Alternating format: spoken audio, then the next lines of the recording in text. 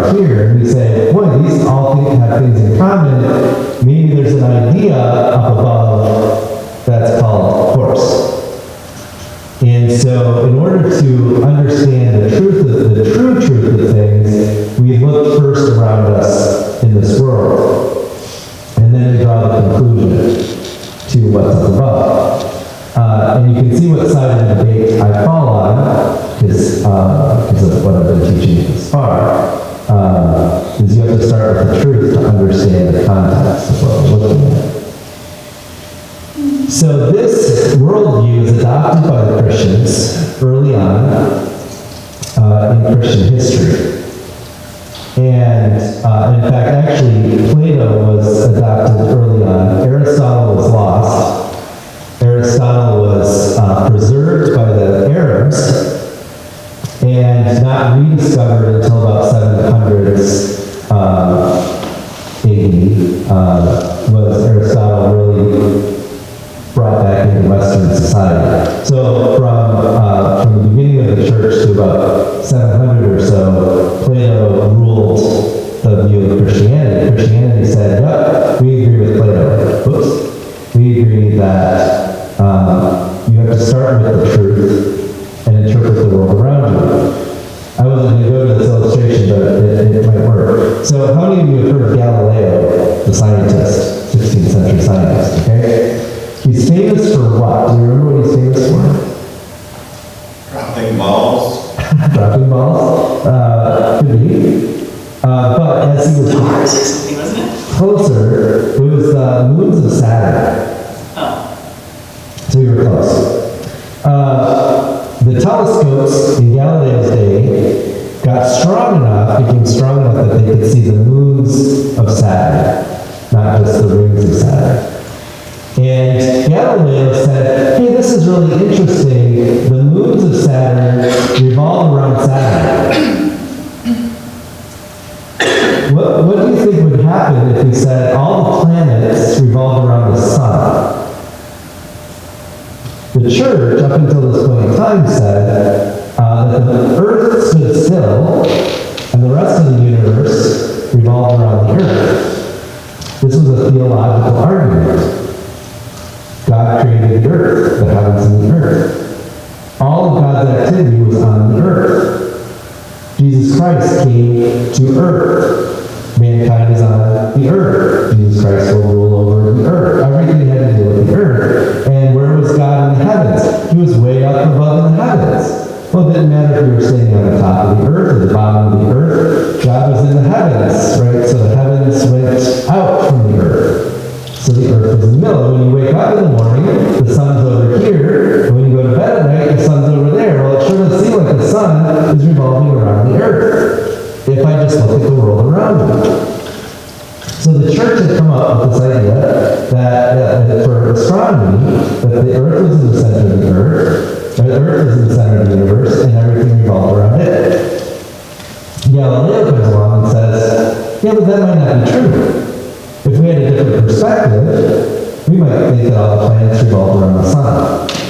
And Galileo was kicked out of the church for being a heretic.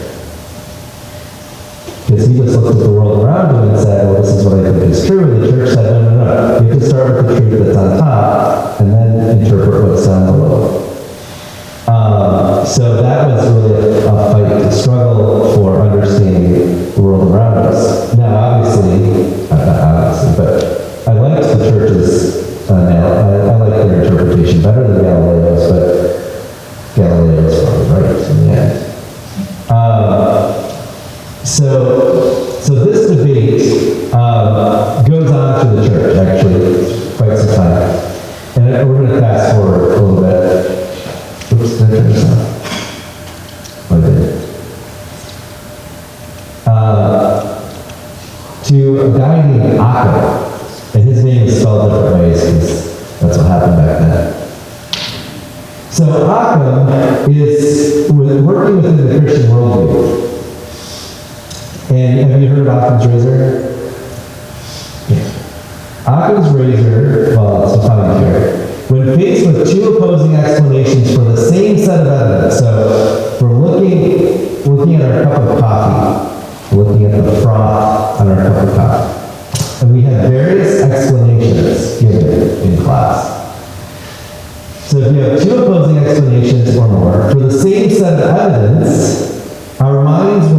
actually prefer the explanation that makes the fewest assumptions. In other words, that is the simplest.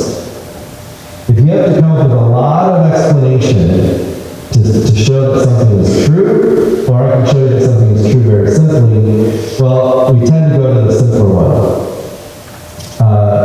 We tend to go to the fewer, the one that takes on the fewest assumptions. Now, he stated this in the 13th century, or the 1300s, 14th century, but this is an idea that triggers our modern approach to science.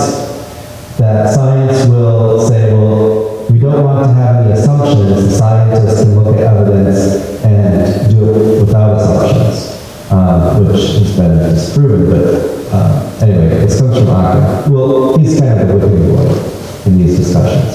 So to Occam, we look at the truth around us, and we ignore any truth above. Okay, so he actually comes along and says, we have to pretend, because he was still working within the Christian church, broadly speaking. He says we have to pretend that what Aristotle said is we can look at the world around us and we can make assumptions about what is true. Occam comes along and says we can look at the world around us and we have to pretend that we don't know anything about what is true. And so you see that the worldview between Plato and Aristotle and now Occam is beginning to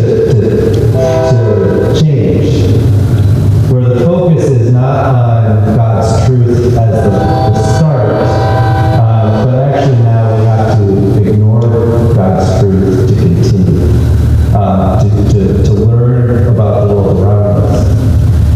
Now what happens, of course, is we're getting into interpretation of, again, what's right, what's true and false, what's right and wrong, are still questions. What is good, what is beautiful, what is ugly, all of those things are still questions, but now they are divorced from God's truth, or they're beginning to be divorced from God's truth. And the worldview begins to change as to how we look at things. So for most of us, we're probably trained, and we'll talk more about this in a couple of weeks, we're probably more trained to, in school, to say, well, look at the world around you, and take the evidence that's given to you, and then figure out what's happening. And in fact, this becomes a scientific method in a couple hundred years after Occam. It becomes that. So, but this is kind of where it gets started. All right, so any questions or comments on this stuff?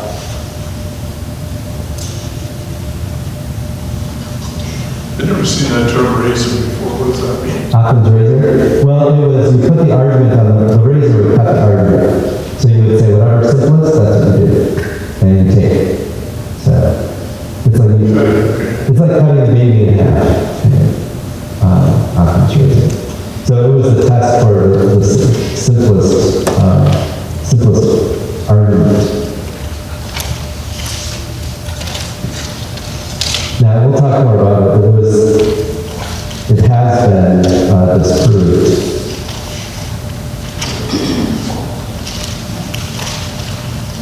Any other thoughts or comments? I do want to look at one passage. We haven't looked at anything yet, but while I'm saying all of this stuff,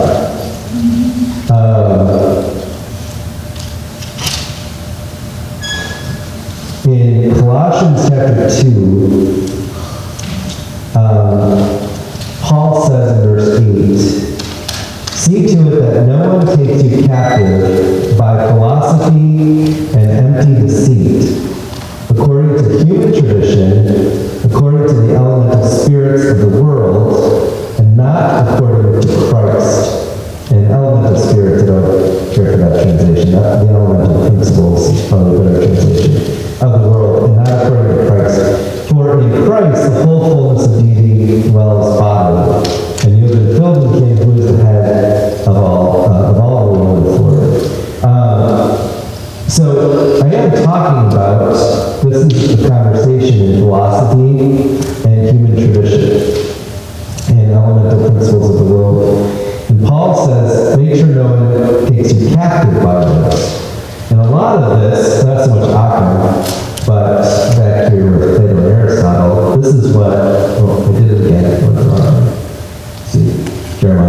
again thinking. When we were talking about this here, Plato and Aristotle, this is what Paul's referring to, okay, is this philosophy. So why am I talking about it? For this very reason, in Colossians chapter 2, verse 8, these philosophies have affected or influenced the church in its thinking over different periods of time. And not just the church, but also our society. And so if we don't understand kind of the train of thought, we can get actually wrapped up into a non-Christian way of thinking, because we don't keep going back to the truth of God's Word. And so, because if we're not aware of what that vain philosophy is, that vain deceit, or that worldly philosophy, we can easily get carried away into something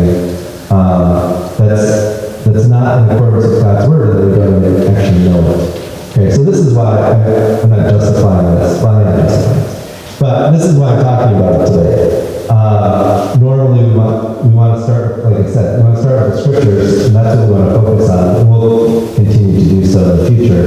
But that's why this rabbit trail today is, if we don't understand where we came from, then we could end up accidentally adopting something that's not Christian, and not even know it. And that's happening faster and faster in today's world. I was sitting in Romania one time in the pastor's house, and we were watching the news, Romanian news, on cable, which of course they never had that under communism, but they were showing some things happening in the United States. And he turns to me and he says, "You Americans, you have so many of these problems. We don't have these problems." And I said, "Benny, where am I sitting? Am I sitting in the United States right now? I'm sitting in Romania. This is on your television. This is now a problem in Romania. Because now it travels that fast. You don't need someone to come here from America and teach you what's wrong. It's on your television. And you just watched it. And so did everyone in your church." Yeah. And that's how fast. And I would have Romanians say things to me, and I would say, "No." And they'd say, "But in America you do this." And I said, "I don't do that. I'm an American. I can critique American Christianity. Don't do that." Well, you guys, we see it on television. We see it on cable. Yeah, all of our best pastors are on cable television. Those are the ones you want to watch. So we have to be careful. But if there's no other comments or questions on this, the kids have escaped, we can end this here today. In 2 weeks, Lord willing, we'll pick up and finish this section on world order in the next couple weeks. I saw some guy on TV this week. Authored a book called Woke Jesus. You familiar with that, or? I've heard the title, Woke Jesus. Yeah, he's a pastor in Indiana. Yeah. Just talking about how this culture is seeped into Christianity.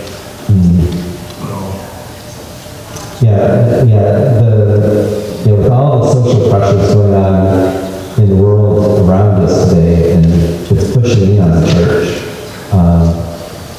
we have to be able to discern. That's a sign of maturity for a church and for a believer, the ability to discern. Brian, would you like to close us in? Father, we thank you today, Lord. We thank you for the time we've had together here today.